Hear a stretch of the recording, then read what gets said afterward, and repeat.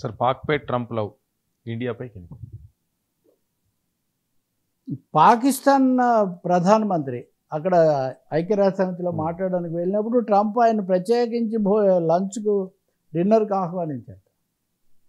ఏంటి ఇప్పుడు భారతదేశం విషయంలోనేమో వీసాలు అన్నీ పెంచి వీసా ఫీజులు అన్నీ పెంచి ముప్పు తిప్పలు పెడుతున్నారు. అసలు ఇండియా చైనా వల్లనే ప్రపంచానికి ముప్పు, ఉక్రెయిన్ యుద్ధం దానివల్లే జరుగుతుందని చెప్పి వీటి మీద శాపనార్థాలు పెడుతున్నారు. మోదీ ఈజ్ మై ఫ్రెండ్ అంటూనే ఇప్పుడు అక్కడ ఉన్నటువంటి మన విదేశాంగ మంత్రి కానీ ఆర్థిక మంత్రి కానీ భారత ప్రయోజనాల కోసం ఏం చెప్పినా వాటికి అమెరికా పూర్తిగా అడ్డం పడుతూ ఉంది. H1B వీసా విషయంలో ఏదో కొంచెం మినహాయింపు ఇస్తారనుకుంటే ఇంకా కఠినతరం చేసే దిశలో ఆలోచిస్తూ ఉన్నారు.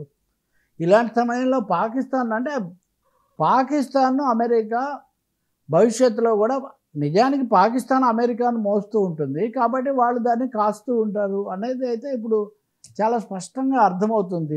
దీని నుంచి మనం ఎలా జాగ్రత్త పడాలి, రెండోది పాకిస్తాన్ వేరు అమెరికా వేరు అనే అంశం నుంచి ఎలా స్నేహ సంబంధాలు ఉండకూడదని ఎవరు అనరు. కానీ వాళ్ళు మాట్లాడే మాటలు చేతలు అంత భారత వ్యతిరేకతతో నిండి ఉన్నప్పుడు ట్రంప్ కూడా దాదాపు అదే పంథ తీసుకున్నప్పుడు మనం ఆలోచించాల్సింది ఏంటి.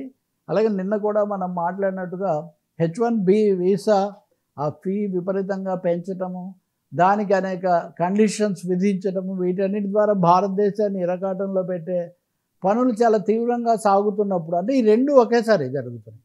భారత్ పట్ల వ్యతిరేక చర్యలు, పాకిస్తాన్ పట్ల ఒక ప్రత్యేకమైన ప్రేమ, ప్రోత్సాహం, ప్రోద్బలం ఇంకా చెప్పాలంటే ప్రదర్శించడం ఇది చాలా అంతర్జాతీయ విషయాల్లో ఒక తీవ్రమైన పరిణామంగా మనం చూడాల్సి ఉంటుంది.